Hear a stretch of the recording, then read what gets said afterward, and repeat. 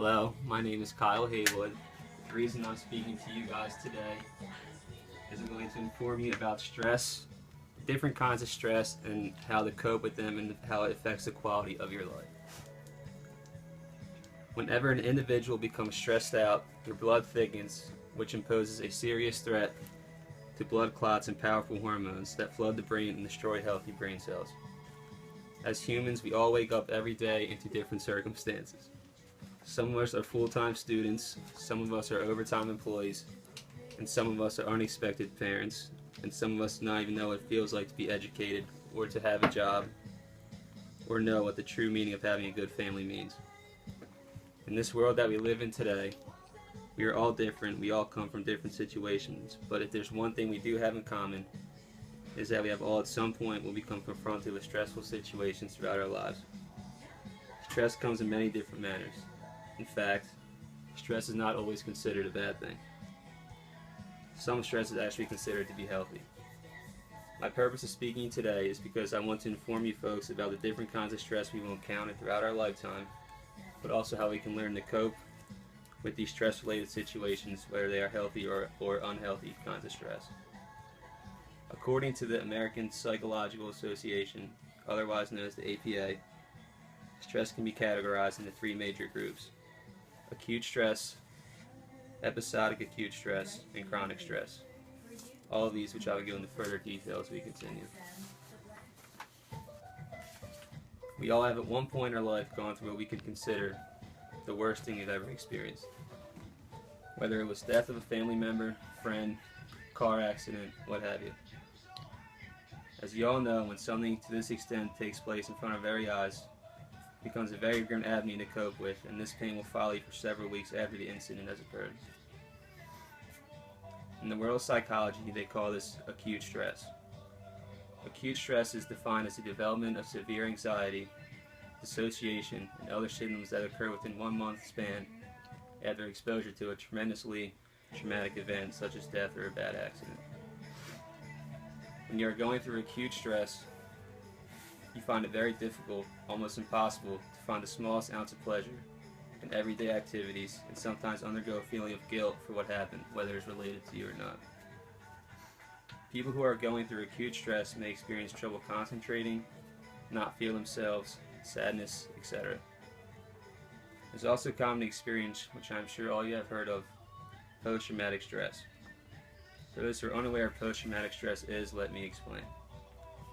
Post-traumatic stress is a condition that somebody goes through where that individual experiences persistent mental and emotional stress occurring as a result of a severely psychological shock, typically involving a vivid recall of whatever experience that person went through.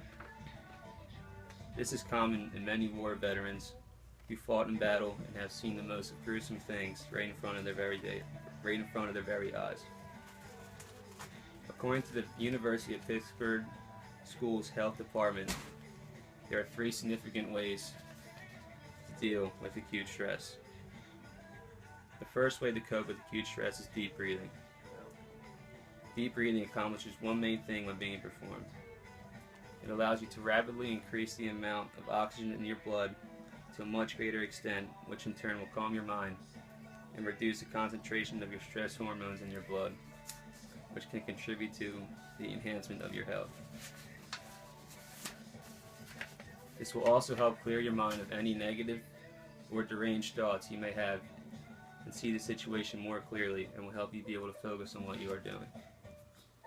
To perform deep breathing, place your hand on your right abdomen, place your left hand at the center of your chest and close your eyes.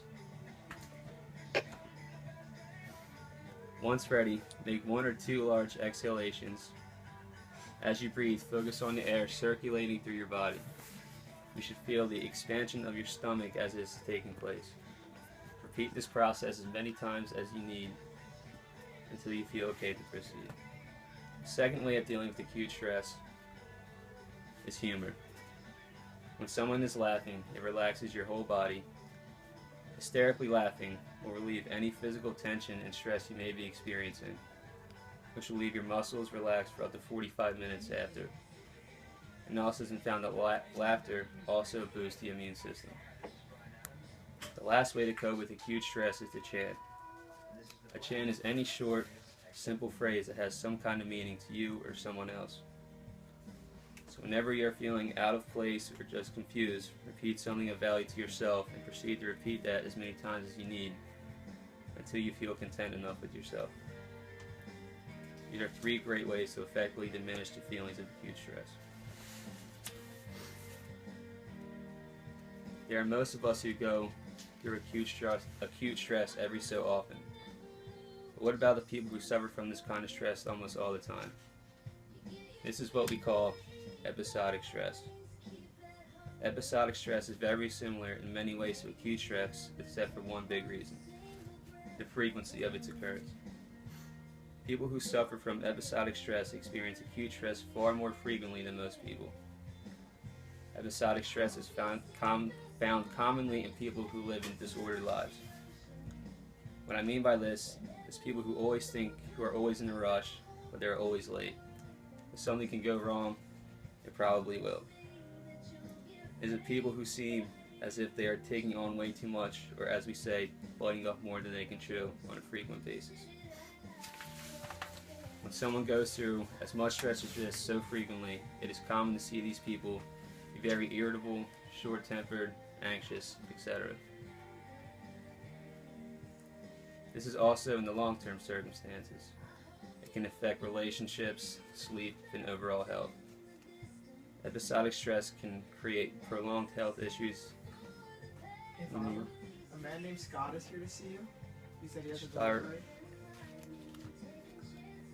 In order to cope with episodic stress, you have to change your behavior, thought process, nutrition, and sleep cycle. It's also very common to see these sufferers turn to outside help, like psychologists or other counselors, if they are unable to improve by themselves.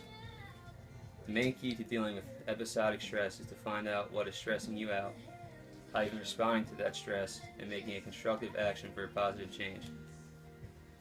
Acute and episodic stress are both bad.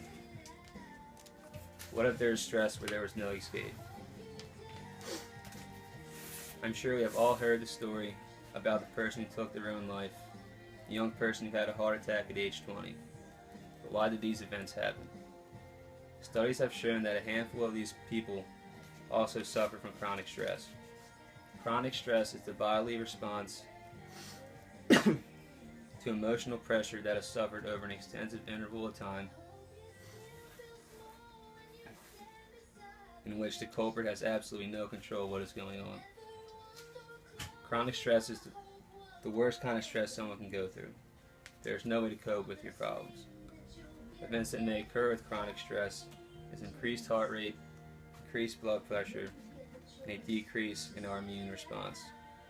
In other words, the chronic stress causes our bodily systems to deregulate in a domino effect.